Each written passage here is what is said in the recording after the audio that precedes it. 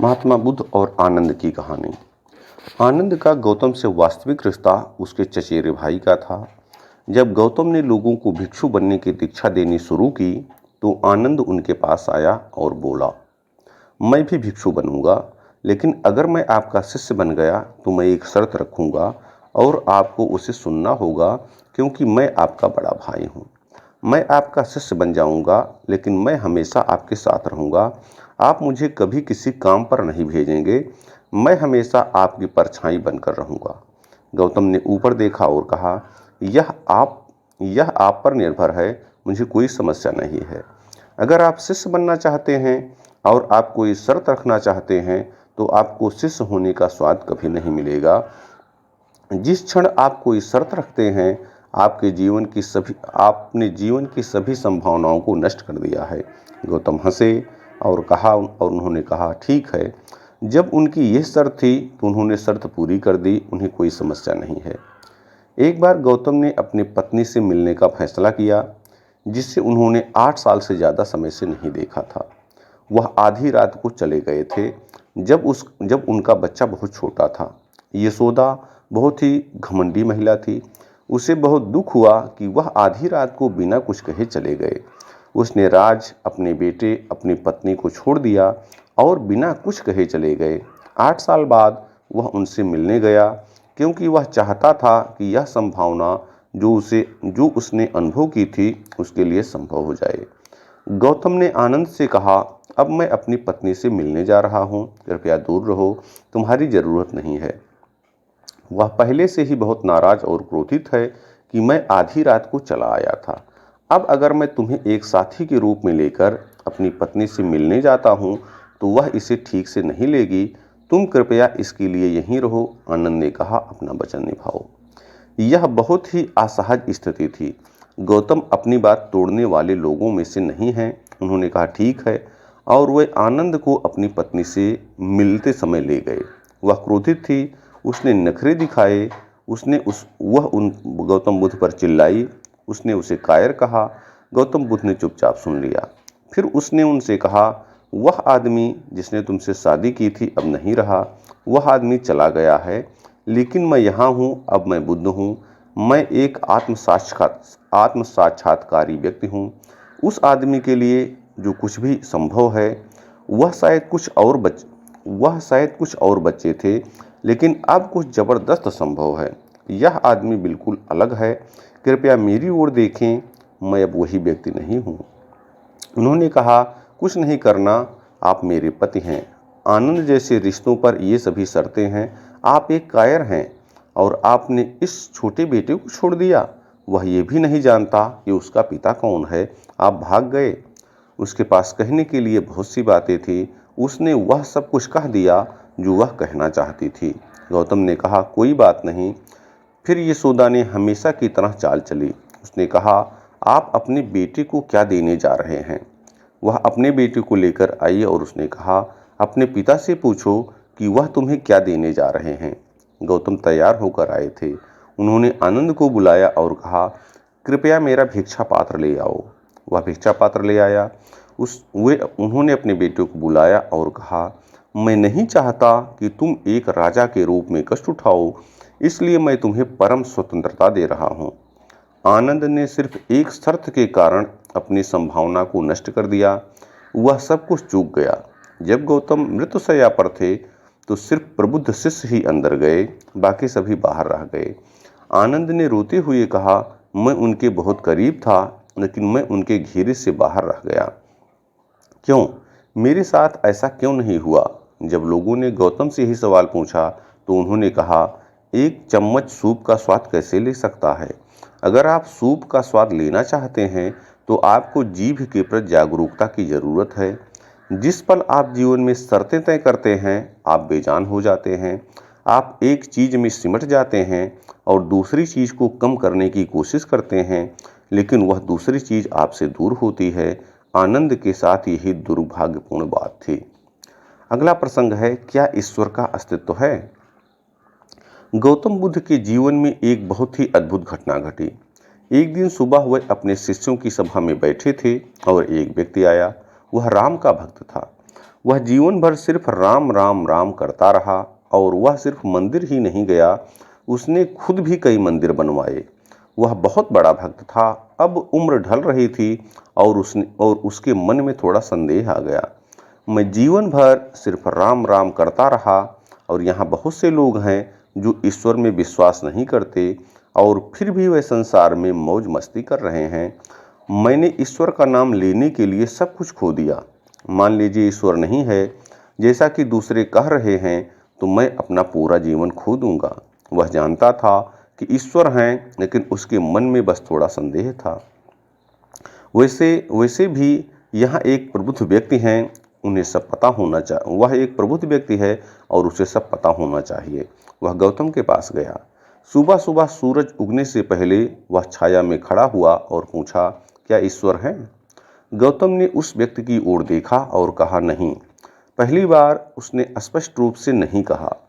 वहां मौजूद सभी शिष्यों के लिए यह हर समय उनके भीतर एक संघर्ष था, ईश्वर है या नहीं।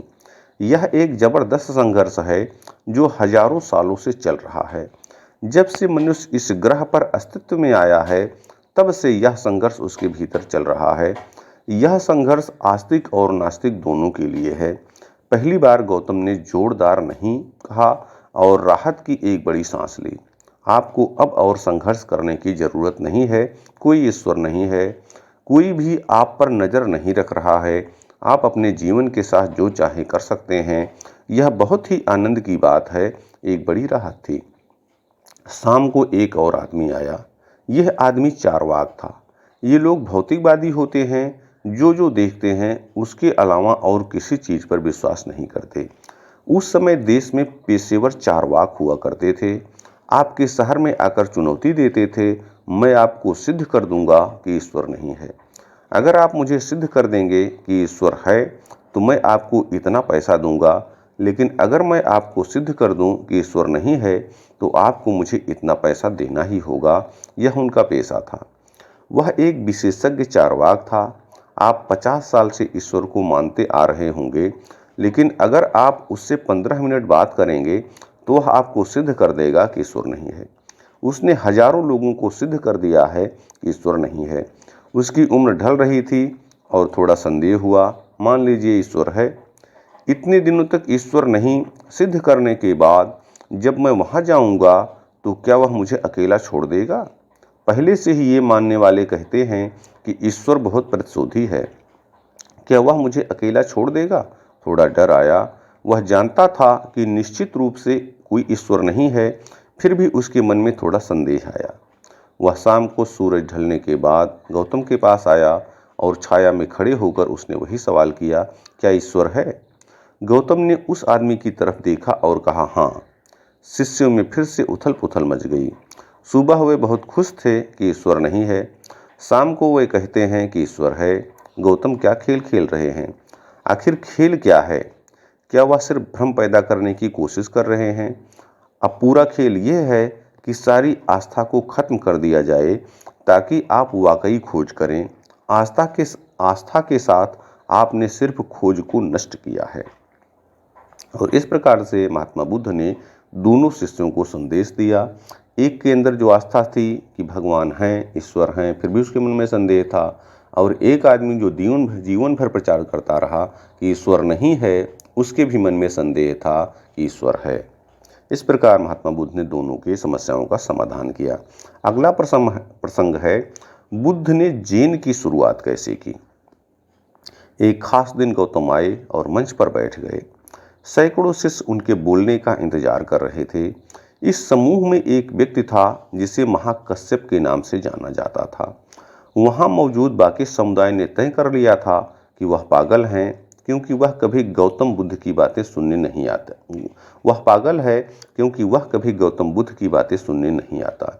वह कभी ध्यान नहीं करता या कुछ नहीं करता। वह बस एक मूर्ख की तरह पेड़ के नीचे बैठा रहता है।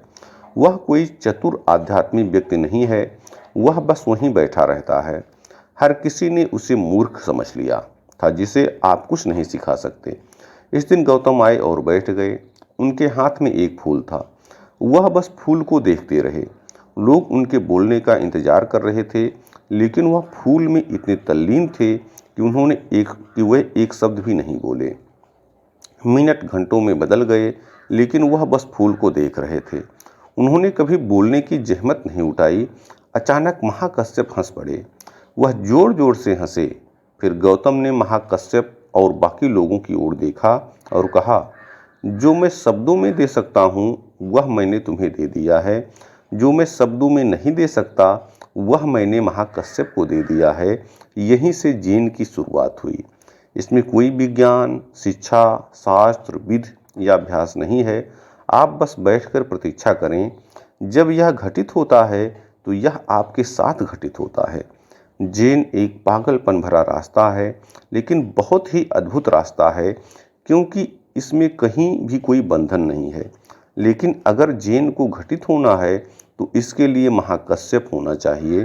कोई ऐसा व्यक्ति होना चाहिए जो उस स्तर की समझ रखता हो, अन्यथा यह घटित नहीं होता। बुद्ध और महाकश्यप के बीच जो हुआ वह दुनिया में जैन का पहला दर्ज क्षण है। ऐसा पहले भी कई बार हो सकता था, लेकिन यह आध्यात्मिक मार्ग नहीं बन पाया। अगला प्रसंग है, महात्मा बुद्ध कहते हैं छोड़ दो। एक दिन एक व्यक्ति गौतम बुद्ध से मिलने आया। गौतम एक छोटे से घेरे में अकेले बैठे थे और वह व्यक्ति 2 मुट्ठी फूल लेकर आया, क्योंकि भारत में अपने गुरु का अभिवादन करने का यही सामान्य तरीका है।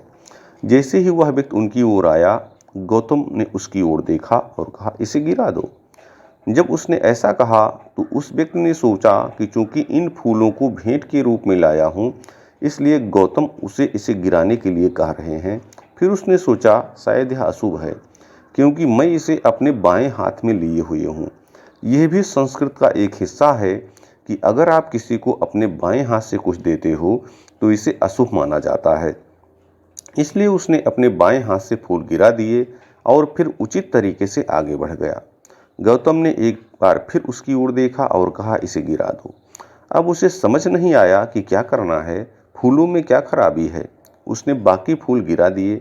तब गौतम ने कहा, मैंने इसे गिराने के लिए कहा था, फूलों को नहीं। जिसने फूल लाए थे तुम्हें उसे छोड़ना होगा, अन्यथा तुम बुद्ध को नहीं जान पाओगे।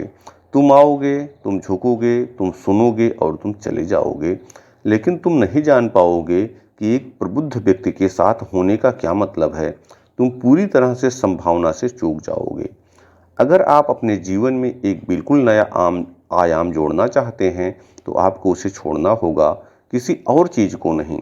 अपने काम, परिवार या इस और उस चीज़ को छोड़ने का कोई मतलब नहीं है।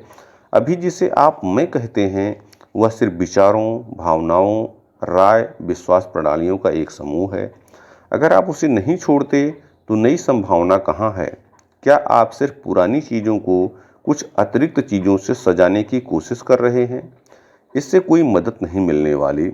इससे चीज़ें और मुश्किल हो जाएंगी। लेकिन अगर आप इसे सिर्फ इसे छोड़ दो कहते हैं तो यह नहीं छूटता। इसलिए कुछ और तरीके और प्रक्रियाएं हैं जिन्हें अपनाया जाना चाहिए ताकि यह छोड़ना संभव हो सके। बुद्ध ने एक भिक्षु को वेश्या के पास क्यों भेजा? गौतम और उनके शिष्य लगातार गांव-गांव और शहर-शहर घूमते रहते थे। वे जहां भी जाते उनके साथ कम से कम 2000 से 3000 भिक्षु होते थे। ये सभी लोग भिक्षा मांगकर अपना भोजन खाते थे।